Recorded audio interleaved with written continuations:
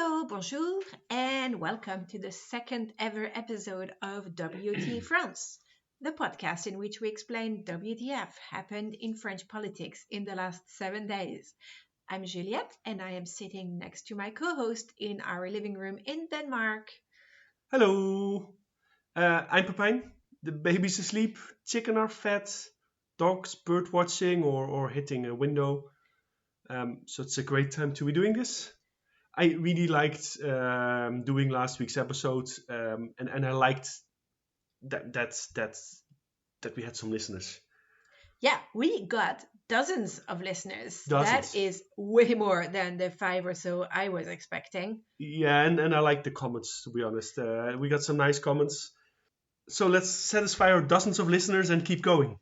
Juliette, tell me what happened in France last week. Anything? Do you have a prime minister? No, and yes. So much has happened, and yet very little has changed. It's been another very weird week. And to keep you all on your toes, I want to start by taking us somewhere you're not quite expecting. Oh, where are we going? We are going to Kanaki, New Caledonia. Oh, Canada. Nope. New Caledonia is in the Pacific Ocean. That's not near Canada. No, not quite. We are much closer to Australia, though, because the Pacific Ocean is so big. Close to is a very relative kind of phrase. Why are we going there? Well, first, New Caledonia is a colony of France. It's a controversial thing to say. It's a colony, but it is actually what the UN calls it still, one of the few still colonized territories on the planet. Okay. Now, if you go in France and tell people you have a colony, a lot of people are going to be like, no, we don't. Corsica. Oh, gosh, let's not even go there. Maybe that's another episode. So, New Caledonia is part of France through the same way that many colonized territories have been made part of France in the past, except it's still not decolonized. Peaceful interaction. Ish. So I want to explain a little bit the recent history of New Caledonia. We can't go over the whole colonization period, but in recent years, there's been a lot of debates on should Caledonia have the right to basically become its own independent country. There were riots. There were riots I remember now. recently. Indeed. And that's why it's currently relevant. But I have to take us back quite a few years to understand the context of these riots. So as part of the decolonization process, agreements were made, I think in the 80s, the first ones, to figure out how do we determine if New Caledonia and the people there even want to be independent from France. The issue being, like many colonized countries, the native people have become a minority in their own land through, enslavement, through a lot of death by diseases that were imported from Europe. We also have the fact that New Caledonia was used a little bit like Australia for England as a place to send prisoners. So bit by bit, the local population became a minority. And so if you held a vote purely based on that, there's a very real risk that the minority population would be outnumbered and outvoted. By basically the Girard who likes croissants and 14 juillet. Yes, indeed. And so many years ago, an agreement was made that there would be 3 referendums held over a certain amount of years based on a frozen electoral base. So to get the right to vote in those referendums on independence, you would have had to have lived on the land for at least 10 years, Okay. or I don't want to get this wrong, or have a parent who had lived there for at least 20 years or so. Okay. Don't quote me on the exact details of this. I will. Thank you. Please don't. I wrote it down. Okay, it's not on Wikipedia? Oh, yes. Okay. And so 2 referendums were held back to back almost. That the result was that the population said no to independence. And then a third one was held, and it was massively contested because it was held during a COVID lockdown. Aha. And the independent party boycotted it, said it's not safe to be held, it's not right. And so there was like a 93% return on we want to stay as part of France. In a But true democratic way. yeah. And so that third referendum was the last one that could be held according to the agreements. And then we could unfreeze the electoral base. And so that's what's been done in recent months, is that the national government said, well, we've done our 3 referendums, we're done. The answer has been no, no independence for New Caledonia. Vive la France. And that has not gone too well over with the independentists. So this is where the riot started. And that's sort of what nudged the riots, is the unfreezing of the electoral base for this. So the independentists have been contesting this, and things have become quite violent. Like there have been riots, people have died. So it's extremely serious. Oh. There's been a lot of issues with roads have been blocked and preventing like passage of emergency services. Like there's a few instances where people have died not directly as a consequence of a riot, but of delayed medical help. Oh, fuck. Yeah, so that's been really, really awful. And the situation seems quite blocked. Now, the independentists, some of the leaders have been arrested for plotting to organize violence. And what's happened is that they have been imprisoned in France, like metropolitan France. Mainland France, so they were transported via Canada probably to France. Not via Canada. I think like to go from New Caledonia, you go, I actually don't know where they stopped, but they're now in Mulhouse. Oh, wow. Really far from their home. And so there's, the tensions are not slowing down. Like in the immediate moment, the roadblocks are being taken down, and things seem to be settling, but they had to essentially deport the leaders of the movement to make that happen. And this is seen as political prisoners by some people, or? Definitely. Okay. And then just in general, there is a human rights element to like imprisoning someone literally on the other side of the planet from the place that they're from, that they're defending. So that's a very big question that needs to be solved. And the reason I'm bringing this up today is because it actually is a little bit linked to the discussions about who should be prime minister that the left has been holding. Probably not one of those people in jail. No. But if you remember last week, I threw in at the end, like, though there's a lot of names being put forward, one of them being the name of a woman called Huguette Bello. Yes. And there has been a lot of debates about her. And the reason she would have actually made a pretty good prime minister, one of the reasons is what's happening in New Caledonia. Because Huguette Bello herself is from a French overseas territory. She's from La Réunion. And it would have been someone who could have brought kind of a much more neutral tone of voice to the discussions and the negotiations, and maybe be the right person to calm things down and find an exit to this crisis. Now, what's happened to Huguette Bello? Well, unfortunately, she has eventually withdrawn her name from the discussion because the Socialist Party has opposed her nomination for prime minister. And was that like an internal politics within the party thing or a grander thing? It was eventually internal politics. So, as a reminder, the NFP is made of 4 main parties. Her name was put forward by the Communist Party, which is actually the smallest in terms of deputies in that group. The ecologists were quite happy about it. She sounded good to them. The LFI, La France Insoumise, were definitely happy about it because she is one of theirs.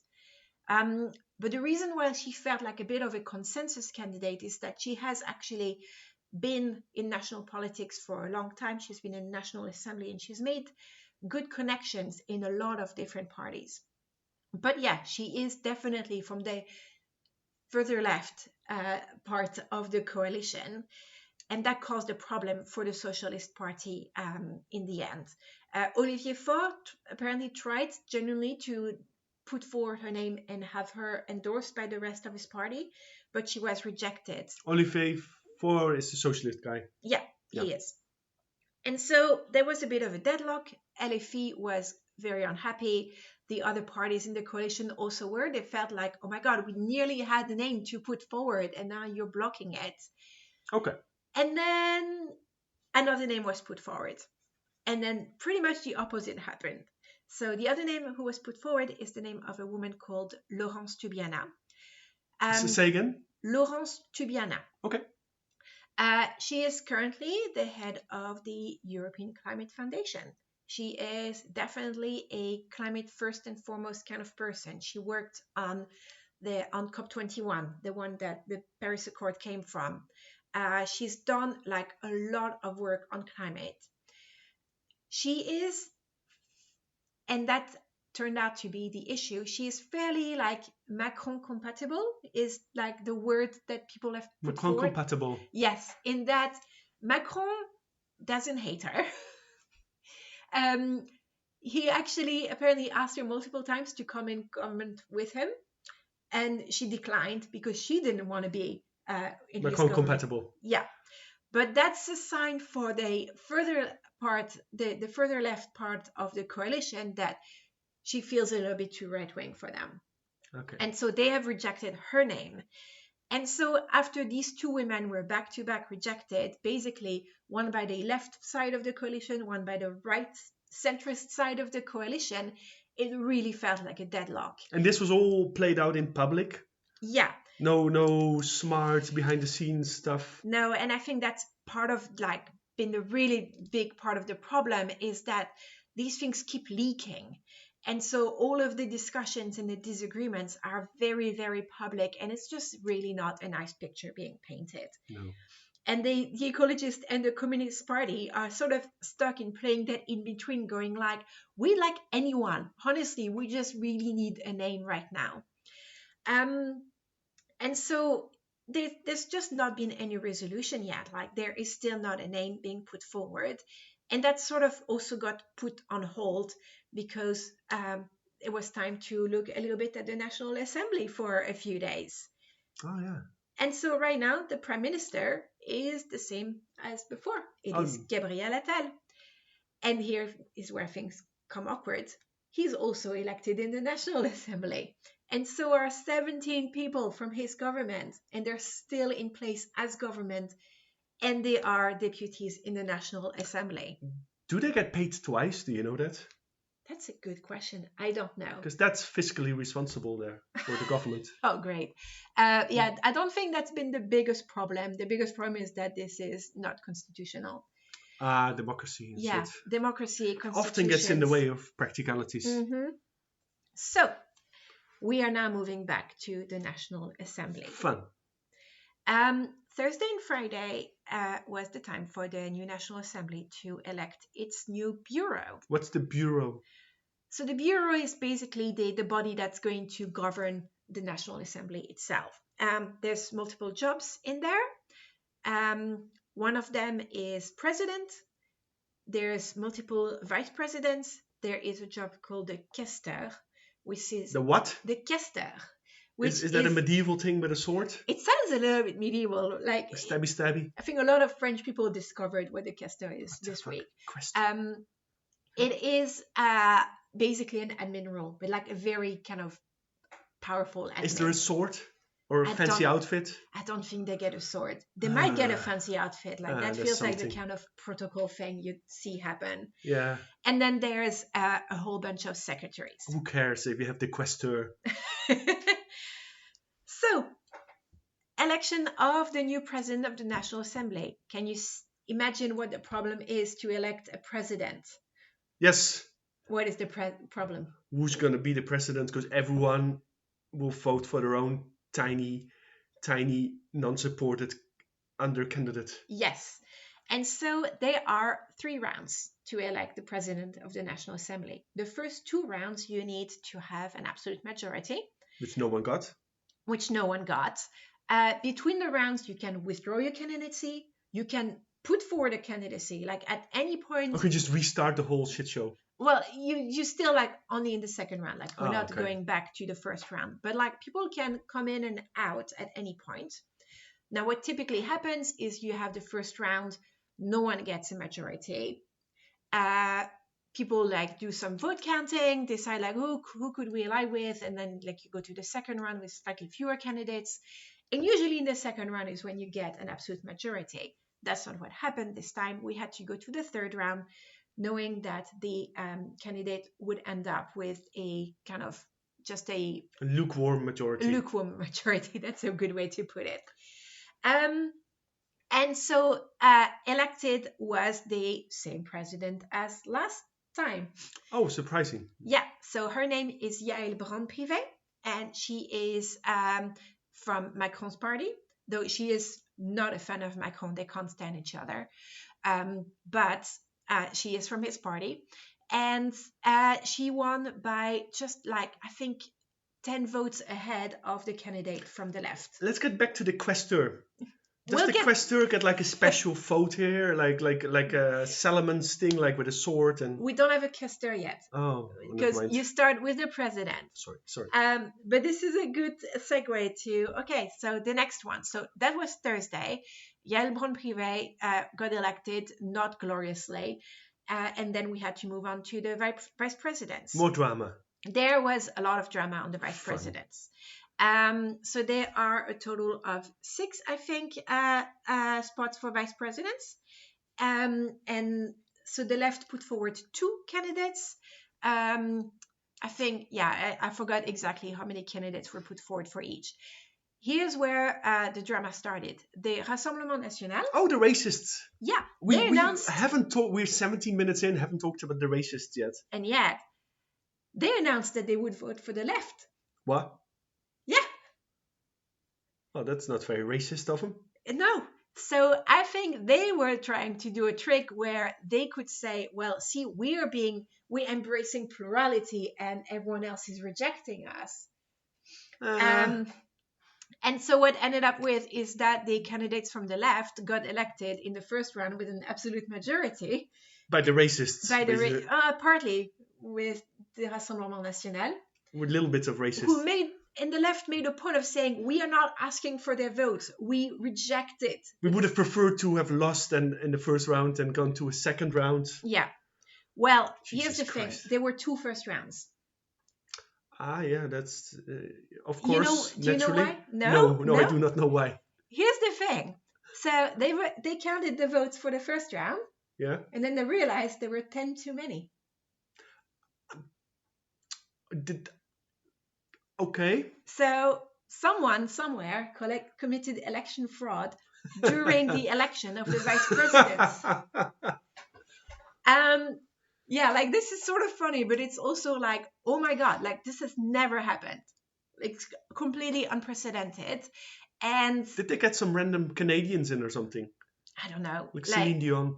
I'm really curious, like, how are they? Because obviously there should be an investigation in this, but they moved on so fast from it because they had to run the thing again. And like, by the way, this went into like 4 a.m, all these elections last night. So they had to run this again. And then the other thing that happened, in that first round, so the Rassemblement National like showed like, here are the people that we're telling our deputies to vote for. And then they realized that on the card that they printed for everyone to use, they printed the wrong name for one of them. So they wrote the wrong name. This is because one of the candidates for the right, La Droite Républicaine, his name is Xavier Breton. And they wrote down Thierry Breton. Thierry Breton is someone who's known to like people outside of France in Europe as one of the commissioners. Oh yeah, yes. So they mixed up their Breton and realized like halfway through the voting. So some people like corrected with pen and paper, like with a pen on the thing. Christ. But in the end, like all of the votes from the Rassemblement National that had the wrong name on it would have been rejected as invalid. So it's probably good that someone somehow stuffed more ballots in the booth than there should be, because otherwise there would have been another big problem. This is. I really understand why we're doing this podcast, because this is enjoyable as hell. Again, for a person not living in France. Yeah, for a person living in France, you're like, oh my God, these clowns are in charge. So the VPs eventually got elected. Questeur. Then we moved on to the Questeur. With the sword. They do not have swords. With the fancy outfit, at least. I don't think they have a fancy outfit, though. I will look that up after the episode. Do an image search after this. So there are 3 Questeurs, actually. Okay. And they got elected. Oh, yeah, the Questeur of the past. The Questeur of tonight. Oh, my God. No. Their job is essentially stabbing people. kind of, they're in charge of making sure that the finances of the assembly are well run. They'll be the ones like, they're in charge of, here's an example. Every person in National Assembly has a train pass for the whole country. They get to hand these out. That's the kind of things that they do. That's disappointing. Yeah. They do not have hand out swords. A train pass. They do not have swords. I just feel like we really need to drive this home. Maybe we should quit the podcast. This is disappointing. For the first time ever, all 3 of them are women. So that's a nice little progress. Then the secretaries, I'm not going to go over it was a lot less dramatic. Why aren't the secretaries handing out the train passes? So secretary here is like secretary kind of in the sense like, how the US government, their secretaries, like Secretary of Labor, Secretary of State, not secretary as in I'm going to be doing your typing for you. So the Questeur is admin, while the secretary is actually in charge of stuff. Well, I mean, they're admin. The Questeur is admin in terms of being in charge of the money, which actually gives someone a lot of power. Just totally. So as the night went on, something interesting happened. The Rassemblement National got really annoyed that they kept getting blocked out of votes, so they basically withdrew all their candidates for the secretaries' jobs and just left.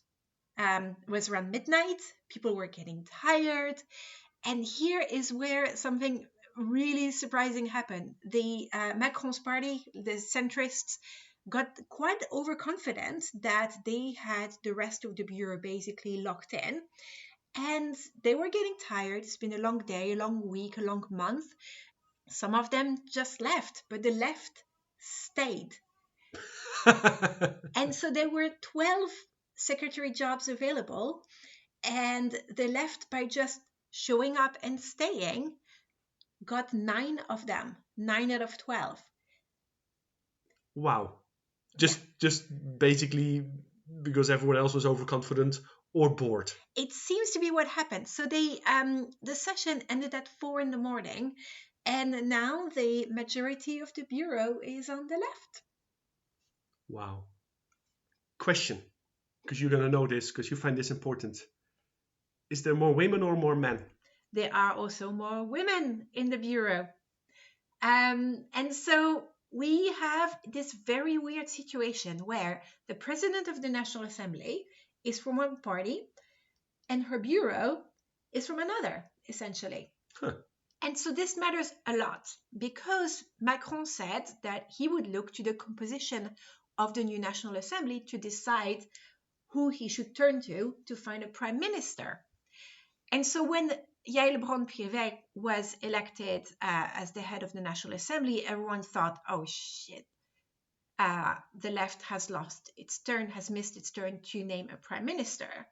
And now everything is back in the game, because if you look at how the National Assembly then structured itself, it's structured massively to the left. So everything is back in the game. And I think now the left is going to have to agree this week on who they want for prime minister. And it's partly structured massively to the left because for some reason the racists helped them out a bit there. Partly. Was that to kind of make things more difficult for Macron? No, because so what I want to make clear is like those vice presidents on the left that got elected, they would have been elected eventually Okay. without the racists. Oh, okay, I didn't get that. So that was kind of an attempt for the Rassemblement National to have a coup of like, see, we're trying to be pluralist, but it would have happened anyway. And it's transparent. And it's quite visible. Okay. The other big development is in the bureau, there is not a single person from the Rassemblement National. It sounds like a very positive development. And that was really the left pushing for that. They had positions in the previous legislature. So this is actually a big change. They're obviously denouncing this like it's undemocratic to have such a big group being left out of the bureau. But the reality is the left got elected with a specific mandate to like block the far right, the extreme right. And that is like from the normal electors of the left, but also the ones that voted for them as part of the Republican front trying to kind of block it. That was their single mandate, is stop the far right. And they have delivered on this. So unlike what Macron actually did a couple of years ago when he got a mandate, they actually followed that mandate. They did. Okay, let's move on. All right. So that's happened until like 4 a.m. last night. We're recording this on a Saturday. So I think everyone there in Paris is sleeping right now, which is a good moment to finish up this podcast with a quick roundup of what's happening on the right. Yay. Because wait. Is there a lot of drama? Not a lot. So I just want to catch up on this a little bit. We need to go back to the week after Macron called the snap election. For the context, for those who missed it, the main party on the right, Les Républicains, just sort of imploded after Macron called the snap election.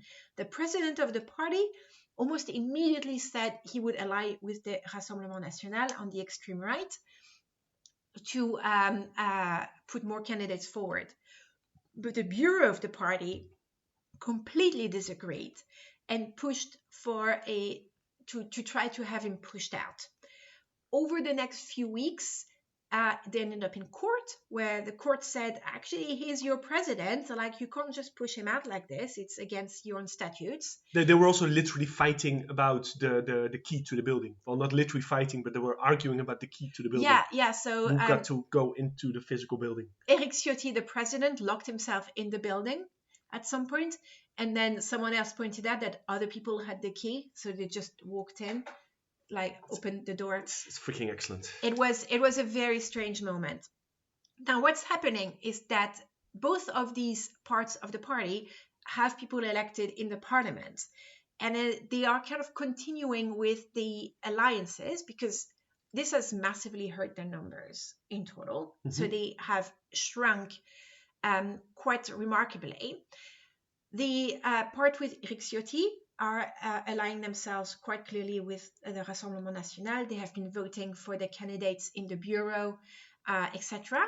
Whereas the more Republican, quote unquote, part of the party have been turning a lot to the center. So, for instance, Yael Braun-Pivet, she got elected because she negotiated with the Républicains for their votes to win eventually. So who gets to call themselves Les Républicains now? Which one? Or is it just 1 and 2?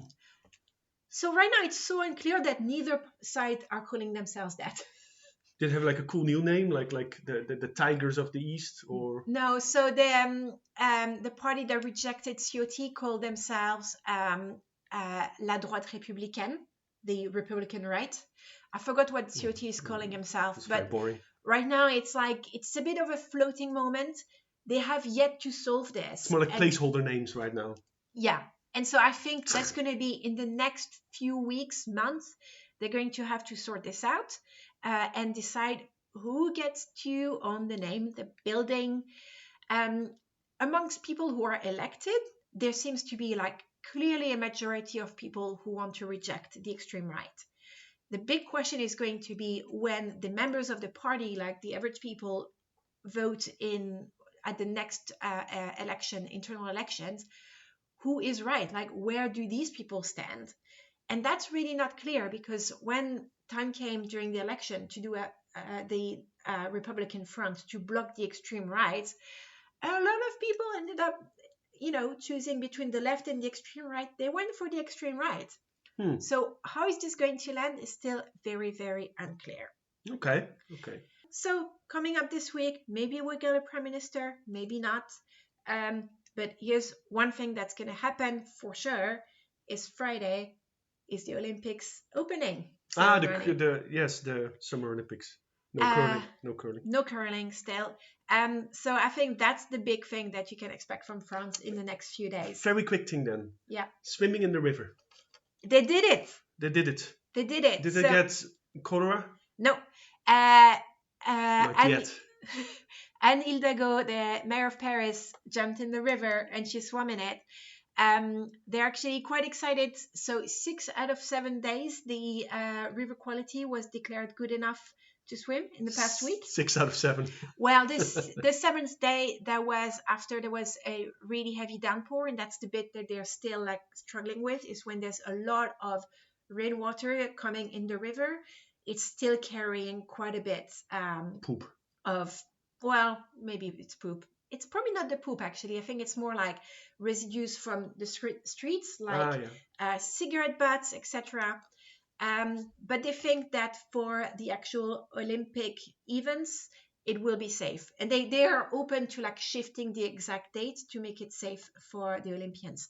So probably it's going to happen. Wow, amazing. All right, we have made this twice as long as we're supposed to.